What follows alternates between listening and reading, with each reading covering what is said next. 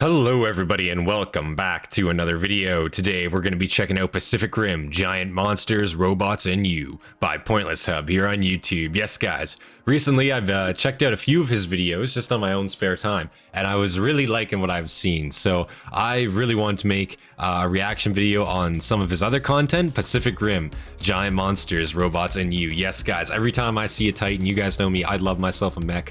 In 40k, I fucking love Titans, and I love mech designs in general. I think Pacific Rim 1 did mechs really well. I think it did a fantastic job at it. I think the movie was great. Pacific Rim 2, maybe this is a hot take, I think the movie was shit. I think that opinion is pretty widely regarded to be true. I think they kind of ruined the franchise with Pacific Rim 2 there. That's just my opinion though. Of course, and PointlessHub here, we're obviously gonna see what he has to say about the first movie. That's what we're here to talk about, of course. Yeah, man, I love the action in the first movie, and of course the soundtrack, man. I think the soundtrack for a film really does a lot for it, and let me tell you, Pacific Rim soundtrack, it's probably one of the best soundtracks in modern cinema, to be completely honest with you, for an action film at least. For some reason, man, the soundtrack in that movie fucking slaps. I could listen to the main theme literally all day and not get bored of it. You know what I mean? Like, it's just one of those songs. It's so fucking catchy and it just fucking hypes you up, man. It's fucking great. But yeah, guys, if you enjoyed the video, of course, leave a like, subscribe for more content from me, and leave your recommendations, of course, down in the comments below. Big shout out to all of our members, all of the Hastati out there. I appreciate you guys. You guys inspire me to make more content for you guys every single day. Of course, come join our Discord. Come on down, join our Discord, guys. I appreciate seeing you guys there, and join on in our discussions, and yeah, join our Legion today. Come on down, join the Discord, guys. And yeah, without any further delay, let's get right into Pacific Rim, Giant Monsters, Robots, and You by PointlessHub.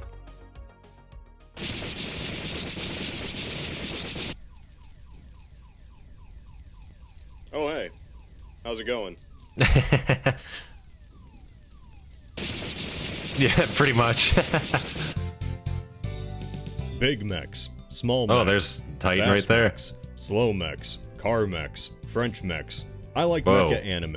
I'll kill you. I build Gundams. I play Battletech. I mourn Titanfall. Gone too soon. What I'm getting at here is I dig giant robots. You dig giant robots. Of course. Chicks dig giant robots. If it has a mech in it, Sometimes. it automatically elevates the story. I don't make the rules. Except for here. Who thought this was a good idea? I'm the Avatar! You got to deal with... For decades, mechs have been a staple of animation. Holy shit. And for decades, that's really all they could be. Or, if anything else, pieces of plastic that nerds put together. Like me. Yeah, pretty much. When it came to live-action representation of mechs, It was there dog weren't a shit. lot of options Yeah. out there. Mechs had to either be guys in suits or stop motion. Yeah. It was only with the invention of CGI that mechs could be imagined in a new light. Yeah. And yeah, like live action, man. The old like Godzilla, like kaiju movies and shit, man. Like and like, you know, mech films. So fucking obvious. It's just a dude in a suit. Like for me, like it's just hard to watch those films because it's just like so. It's so blatantly obvious. I know back in the time, like yeah, that was fucking sweet, but like holy shit, nowadays it's like you watch that and you're like, god damn, you know, like this is rough. Like this is rough. But good films too for the time, of course. It was only with the invention of CGI that yeah. mechs could be imagined in a new light. Yeah, throughout the 2000s, Got some Hollywood Avatar movie mechs there, just yeah. kind of followed the same design. There wasn't anything that even slightly resembled mecha, which No. is why when one movie came out, a movie that focused entirely on giant mechs fighting things, it felt like a breath of fresh air. True. Something that even to this day still feels truly special. Pacific Rim. Pacific Rim is not Yeah. a perfect movie, but it's a movie It's that not sets perfect, out no. to do one thing really well. And before he gets on that, yes, the movie itself is absolutely not perfect. It has a lot of flaws to it for sure, but it's just such a fucking cool movie. Like if you like action and you're simply just trying to get a fucking, you know, testosterone filled fucking dopamine fix hit of action, that movie does it fucking great. Like you really won't find a better movie for that. I mean, Mad Max Fury Road, that's a pretty iconic action movie as well. Hardcore Henry for me, I really like Hardcore Henry. Fucking that's a fantastic film too. A lot of people don't like it because of the shaky cam, but me, I think it was a fucking great film for what it was, for what they set out to do. The budget for it, so fucking low. and you really can't tell. But yeah, man, like, fuck. Not a perfect movie, but it's a movie that sets out to do one thing really well. Exactly. And that thing is mechs and kaiju killing each other. Yes. It's just sweet.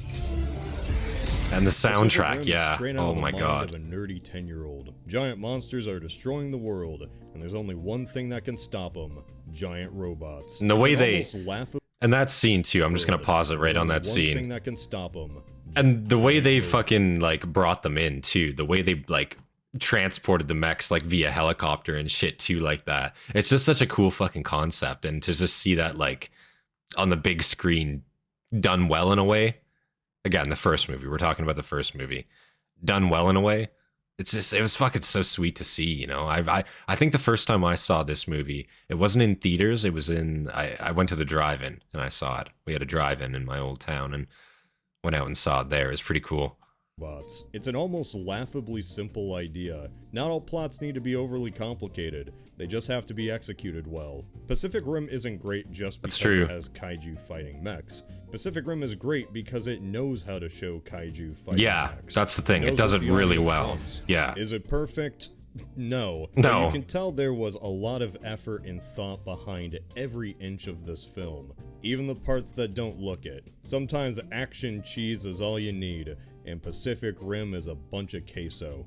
Full of a love for kaiju films and love for mechs. And it's all thanks to a script written by Travis Beacham and a vision by director Guillermo del Toro. This movie was made by people who love monsters and giant robots. True. For people who love monsters and giant robots. It's like that single Krabby Patty SpongeBob made in that one episode. You know the one. That's an energy that can't be infused, no matter how many millions studios throw on a budget. So what is this big dumb robot movie actually about? What is a Pacific Rim? Why is there a rim in the Pacific? Is it because I drove that school bus into the ocean? Holy shit.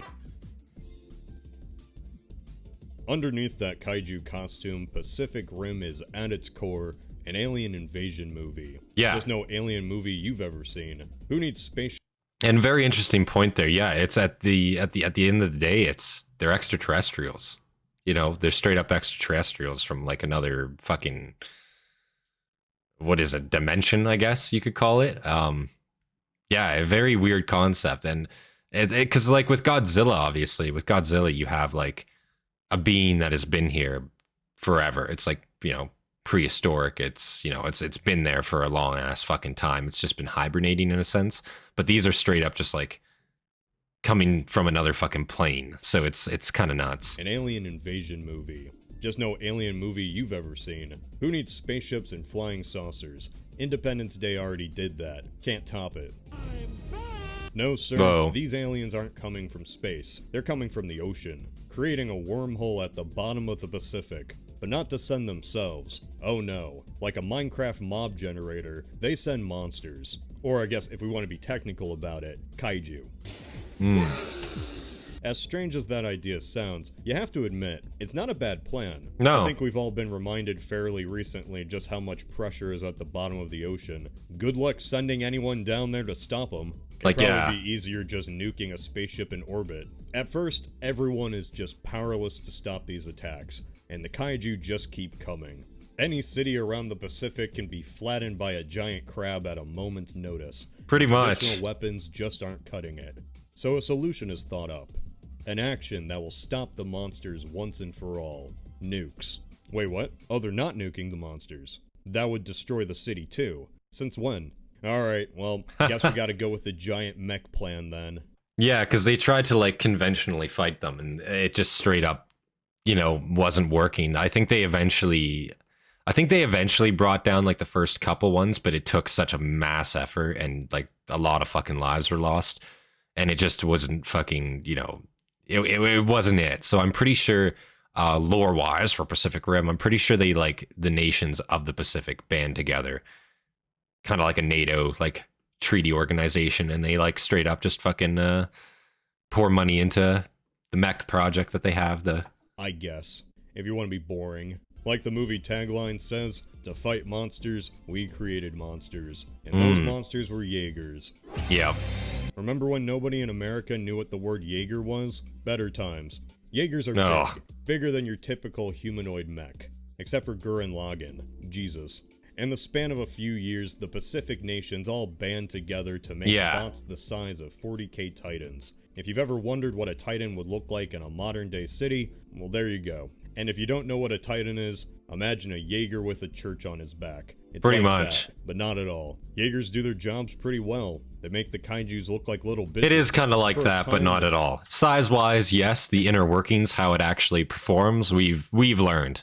No, it's not the same at all. It's Warhammer mechs are so fucking just different, you know, traditionally than any other mech. Like, this has 2 pilots, like 2 people operating the entire thing. A Warhammer mech has so many fucking more potentially, you know. Yeah, well, like, you know, you have a Princeps obviously, but you have so many underlings under them, so it's like, goddamn. Jaegers do their jobs pretty well. They make the kaijus look like little bitches, and for a time, the giant robots just keep winning until they don't. I just watched this movie and I forgot what his name was. Kind of tells you all you need to know. Yeah. Rally isn't obnoxious or anything. He's perfectly fine, acceptable, a generic protagonist. He'd be the main character in any 7th gen shooter. In a movie that has so many creative decisions, it's a little disappointing the main guy we focus on is so run-of-the-mill. Apparently that was on purpose. He was meant to be someone the guys in the audience would want to have a beer with. Sure, what the fuck? I guess. Rally's like, yeah, that's kind of odd. Conduit. It's a weird reason. I feel like if they picked any other fucking reason, it would be less weird than that. Like, maybe that's just me, but what the fuck? I guess. Rally's kind of an audience conduit. A blank slate for any dumb teen American boy to imagine themselves piloting a giant-ass mech with his Japanese GF. What the fuck? As the film begins, Rally's co-pilot is his brother. Can't you tell how excited he is? Sure hope nothing bad happens that changes the trajectory of his life. Yeah. Raleigh, listen to me! Dealing with the trauma of that happening, Yeah. he officially retires being a Jaeger pilot. 5 years later, he's working construction on a wall. The media won't tell you. Anti-kaiju wall, yeah. Over the years, the Jaegers have been deemed a failure. Which is so fucking stupid. I always thought that was a dumb, like, plot development because, like, how the fuck is a huge wall going to keep them out? Like, it just means that they're going to be... If the wall works, it means that they're still just out there wandering about. And then eventually there's going to be 2 of them wandering about and then 3 of them wandering about. And then you're going to have fucking 20 goddamn kaiju on the map before you know. Like, I don't see how a wall was an effective solution. I don't know why they went that route. That was kind of weird. If somebody knows, let me know. But we're building the wall. Over the years, the Jaegers have been deemed a failure, and most, along with their pilots, have just flat out died. It's actually really grim. And apparently in this movie's lore, the year where things really started taking a turn for the worst was 2020. Yikes. Make of that what you will. So the backup plan is this giant wall instead, like an even bigger version of the walls from Attack on Titan. And just like in that, the wall proves utterly useless at the beginning. Completely doesn't work, yeah. Rally is recruited back into the program, being one of the few pilots left who's not actually dead. And really, that's kind of it. Rally's a static character. The closest to an arc he gets is trying to get over his brother's death. I will say, he makes a very good point on the character of Raleigh. He is just such a fucking, as he puts it, static character. He doesn't, like, he's not really particularly noticeable. Like, he's a good-looking guy, yeah, but that's literally all he does. Or that's all he is, you know what I mean? Like, he doesn't progress as a character really much at all. It's just kind of like he's there. He has his purpose. He fills it, you know? Because, like, I guess eventually, like, yeah, there's, like, 2 kind of main protagonists, and they kind of take, like, a seat to one another, you know, at times. But it is mostly about him, but he's just not a bland, like, he's just such a bland character in general, yeah, like, goddamn. But he never really is that reluctant to get back into being a pilot. In some other movie, I would imagine they'd make him more apprehensive about finding another pilot. I don't want it. He spends a lot of time on that whole thing, but not Pacific Rim. After a sparring session, Rally immediately is impressed and wants Mako to be his co-pilot. And that's it for his character. Like, Yeah. he's good to fight for the rest of the movie. That's There's it. not one dilemma in that brain. I think that's kind of the point. Literally, Because even though the one movie fight with a starts woman. Rally and uses him as the POV character to introduce the audience into this new world, this isn't his movie to have an arc. It's Mako's. Yeah. Mako is the adopted daughter of Marshal Pentecost. In my opinion, Idris Elba's best role. Well, not really, but, you know, he is cool in this. Elba has such an aura of authority that outshines every other character. That is true. Mods, crush his skull. While they are He does do a introduced later than fantastic job. Riley, I would call these two the actual main characters of the movie, considering just how much revolves around their relationship. Yeah, like with Mako there, yeah, like again, as somebody watching the movie, like you really don't know who the fucking main character is because you think it's that guy, right? You think it's Raleigh because you see him at the start of the movie. But then as the plot kind of develops and the plot kind of thickens, yeah, like it's totally about Mako and, you know, her relationship with her like father there, I guess, her adoptive father.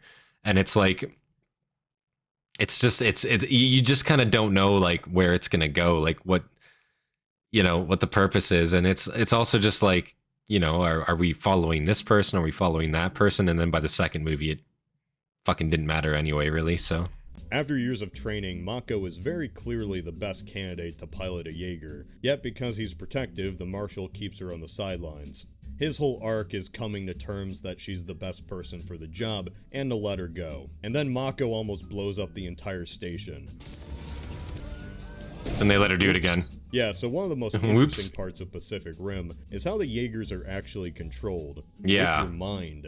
Or two minds, actually. Two minds smushed together to make the Jaegers work. A process... Which is a very, like, interesting concept, again, learning about more of, like, about the 40K Titans. It's a very, like, similar kind of concept. They're linking their mind kind of with the machine, but in this case, it's instead of one Princep, it's two pilots. And those pilots have to kind of share memories to operate that machine. They kind of share one mind in a sense because it's too much of an overload for one human mind. It's a very interesting concept, but it is kind of similar in a way to 40K thinking about it. Two minds, actually. Two minds smushed together to make the Jaegers work. A process known as drifting. I love when mech fiction brings in a third element other than just the mech and the pilot. Sadly for me, the only thing I'm drift compatible with is this moldy potato. The tragedies it has endured have scarred me forever. Oh, man. Mako eventually gets over that little mishap. That's the end plot for everyone in this movie. You get in the robot. Well, not everyone. Because I still haven't brought up, Oh, Charlie yeah. Day. I fucking forgot about this guy. He's awesome. Charlie Day is a scientist. Oh my fucking god, yeah, dude. And like again, what happens in the second movie? Fuck. Oh, it's just so weird where his arc goes, what they do with him. Fuck me. Like I honestly I pushed I think I just pushed this character out of my fucking mind entirely, to be completely real with you. Holy shit, Charlie. Okay. With anything kaiju related. He's a kaiju groupie. He loves. Shut up, Herman. I don't love them. Which, if you think about it, it's a little strange to have him in your Last Stand Jaeger base. I guess Yeah. he's probably great at his job, but think about how this would look in the real world. Millions dead from these things. And this he guy's a has tattoos fanboy. of them. Yeah. Imagine if during the War on Terror, some top scientist went up to a commanding officer and was like, "Hey man, Like check my- out my yeah. tattoo. Of Saddam It's Hussein. 9/11." Oh shit. Okay then. Groupie. He loves. Shut up, Herman. I don't love them. Smart boy Charlie has the brilliant idea to use the Jaeger drift technology to drift into a kaiju brain. Despite his friends suggesting that this is a really bad idea, he does it anyway. Just Yeah. a quick side note, if this guy looks familiar, well, that's Bern Gorman. He appeared Whoa! in the second episode Flowers for Charlie. What? where Charlie is gaslit. True. I didn't even fucking realize, but yeah, seeing Just a that quick side note. If this instantly, guy I looks see. familiar, well, that's I see this, and instantly it's like, yeah, holy shit. I'm pretty sure that's Game of Thrones, isn't it? I'm drinking fucking wine from the skull of Jaw fucking Mormon. You know, like I'm pretty sure that's that guy, if I'm not wrong. Goddamn. Bern Gorman. Maybe I am. He Maybe I'm appeared in the completely second wrong, but episode Flowers for Charlie, where Charlie is gaslit by a couple of scientists into thinking he took genius pills and is smart now. Spoilers, he wasn't. It's the quickest blade in Flea Bottom.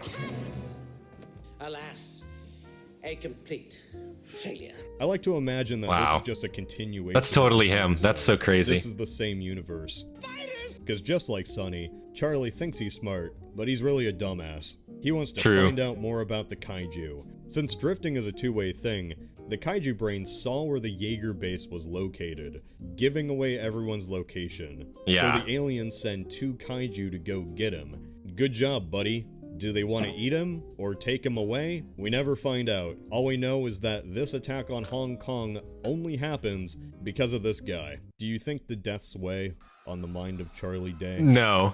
Now that I think about it, nobody ever brings it up again. I don't think they ever find out he was responsible. Yeah. The only person that really knows Which was is kind of Ron Perlman, fucked. and he got devoured by a fetus. The fact that Ron Perlman was in there too was awesome. Finally, the thing anyone came here for, the robots. Ah, The only that's thing not anyone really true. Yeah, it remembers is. the second half, the part with the mechs. Who Yeah. am I to say, though? Maybe you're a big fan of the subplot where the Australian guy has a beef with Rowley. The Hong Yeah, that's so true. The first part of the movie does just... It doesn't suck ass. It's watchable. But, like, you're there for the second part of the movie. You're there for the mechs, you know?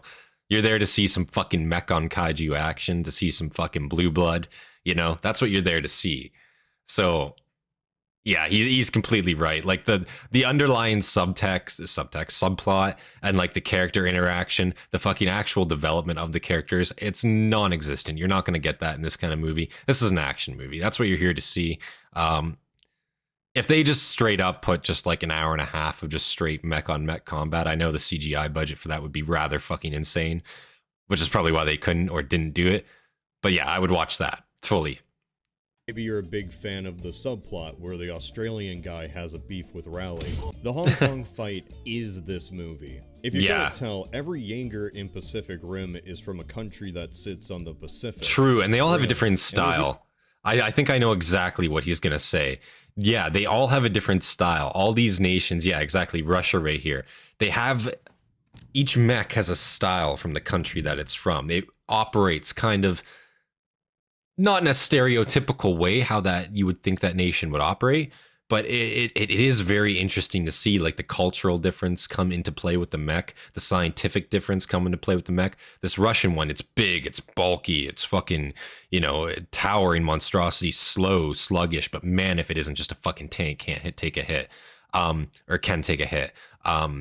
You know, and then you see like the Japanese, Chinese ones, they're more nimble, they're quicker, you know, has a third arm. It's cool to see. even little inspirations from their home country Yeah. in their design. Australia, Which I think is yeah. pretty neat. The Chinese have Crimson Typhoon, piloted by the Wei Tang triplets. They never say a single line of dialogue. Yeah. They're just there. China. But the concept of a 3-armed mech is actually Yeah. really neat. The Russians bring It's in this interesting. They got solid 3 brick, pilots. Cherno Alpha. You can tell that thing is Russian. These mechs are canonically yeah. from the 2010s, but this looks like they just got him out of storage from the 70s. Dude, it Also, looks the sweet. Russians look like this. Now, as cool as these designs are, I wish I could say more about them, because regrettably, they're cannon fodder. They are. That is an unfortunate truth. You see them once, they die, and it's so fucking sad because I want to see those mechs fight. They each have a unique kind of fighting style, unique operating style, and unfortunately, we just see in the first engagement 4 of them get fucking taken out instantly, and it's so kind of sad to see because it's a missed opportunity because those mechs could have gone so fucking far. Even just make spin-off series about like the past deeds of those mechs, the things that they did where like before they got to this point and they eventually met their demise. I even think that would be a cool spin-off series, to be completely honest with you. I know I don't think they'll do it, but I mean, fuck. I get the point is to have stakes, but man, 2 veteran Jaeger Yeah. crews just wiped out in like 5 minutes. Instantly. I know these are supposed Rough. to be higher level kaiju, but they don't look that different from the ones that came before. Yeah. It's not like the Australian Jaeger Striker Eureka puts up a better fight. Striker is piloted by a father and son crew. The son is just an ass, Yeah. and the father is a grizzled vet who also thinks his son is an ass. leading to this dynamic where Rally's closest friend is the dad, but also the son hates him. I'll see you around, Raleigh. It's that arc of the rival eventually coming to respect the main character, like Top Gun. You can be my wingman anytime. But with robots and less volleyball. Striker's Pretty design much. is sleek and jagged, but also somewhat aquatic. Funnily enough, Striker was supposed to be the main design for the protagonist Mech, but it was shot down because Del Toro thought the design was a bit too edgy, which I could see that. I always loved the idea of Jaegers representing a single country. Yeah. And it felt like there was so much more room to expand That looks sweet. this idea. Yeah. Like, what would other countries' Jaegers look like? Exactly. We need a Chilean Jaeger, maybe an Indonesian one. I will not rest until the Philippines has its giant anime mech. There used to even be And I'm a sure that's the thing too, with like AI art and shit, you could probably generate some shit like that and probably give you some pretty interesting designs. Somebody should do that, and if they have, send that video to me, because I want to see that. Fuck. That'd be interesting to see. Until the Philippines has its giant anime mech. There used to even be a Pacific Rim website where you could make your own mech. That's sick. Do you want fries with that? But in classic Hollywood fashion, we all know who's gonna carry this movie. The one who, against all odds, is gonna take down every kaiju. The Americans, baby! Yeah. Gypsy Danger is such a great design. That blue color scheme. It is. It has this little pinup, like a bomber. And best of all, its AI is just GLaDOS. Altitude actuation. Off balance. Straight up. The test results. You are a horrible person. It's not even a coincidence. That's awesome. Del Toro just thought it would be funny. It's the most humanoid good guy bot there is, but it still stands out. It kind of reminds me of a Spartan. Yeah. It does have that ODST-esque kind of look. Pacific Rim is the only film I've ever seen where the CGI portions look more realistic than the actual Yeah, people. that's Del Toro so true. Has a certain way of filming. That's a certain facts. Charm, and it's not a realistic charm. No, the people, like, you can tell it's acting. It's not like it's not how anybody fucking, like, realistically acts. You're there for the action. Like, that's totally, again, like, if you don't even have to pay attention to, like, any of the, like, again, subplot parts. And it just was like, holy shit. Like, yeah, it's got holes, and it's got quite a few of them, and it's noticeable, man. Has a certain way of filming, a certain charm, and it's not a realistic charm. No. Just in the way that the camera moves and the lighting is, it's certainly a look. Remember when movies used to have sets? While the live-action portions kind of resemble a TV movie, the action set pieces, still to this day, look absolutely phenomenal. Everything is set at night, which is a common way to make CGI look more convincing. But hey, it works. So much care was given into making sure the kaiju and Jaegers felt like physical monsters in this environment. Yeah. Like, Del Toro even designed the kaiju to look like the environmental damage by actual people. And they pick up, like, weapons and shit. It's cool. Attention to detail. I love that. Every movement has weight. There's a perfect balance here. The Jaegers, for instance, move human enough to show there are minds behind each action. These aren't simple robots, but also there's a mechanical nature that keeps them from feeling like these are regular people in suits. It's a hard thing to do, especially as the movie is constantly changing its perspectives. Shots from the mech's point of view, shots from the air, shots from the ground. There was a lot of effort given in imagining how everything works in a physical space. Yeah. While also not shying away from showcasing the action. Isn't that right, 2014 Godzilla? Godzilla coming out just 1 year after this only made it look worse. Yeah. Smash it. Godzilla with the let them fight scene, and then you just don't fucking ever see them fight. Yeah. What a disappointment that was. Wow. Only made it look worse. Holy shit. I think that's another one I pushed out of my memory. No. The Monsterverse got better over time, but man, am I still bitter. Yeah. Pacific Rim ended up being a slightly flawed but incredibly entertaining action film that didn't need to be more complicated than it had to. When I first saw it as a teen, I loved it, and I still love it to this day. It just stayed me too. As enjoyable as I remember. Because it's fun. That's the thing. It's a fun movie. Hollywood becomes consumed by. It doesn't have to be super serious. If you go in there with a fun attitude, it's a fun movie. Rim as this one unique gem. It's a good standalone movie, but also. Like, come on. This is such a great idea. It is. It seemed like it would have spawned a sequel. But, you know, oh well. Guess not everything needs one. Well, it was good to reminisce. Now, if you don't mind, I'm gonna get this Jaeger out of the city before they give me a ticket for parking. Nah.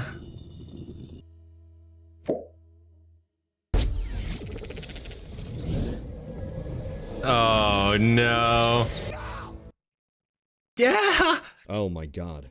Pacific Rim wasn't a standalone movie. Yeah. They made a sequel. What do we do? We fight. Oh no.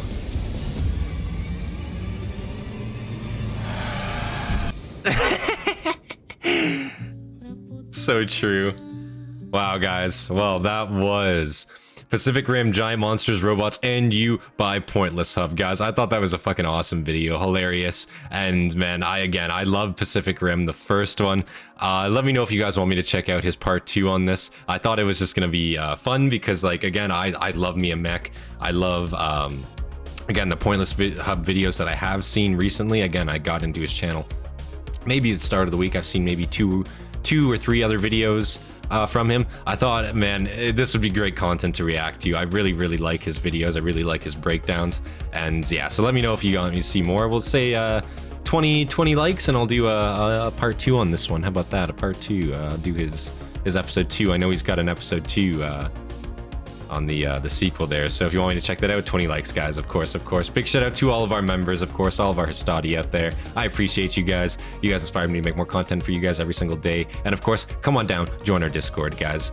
Come on down and join our discussions. It's awesome to see you guys there. So yeah, join the Discord, join our Legion today, guys. And with that, this has been Centurion, and I will see you guys in the next one. Peace, guys.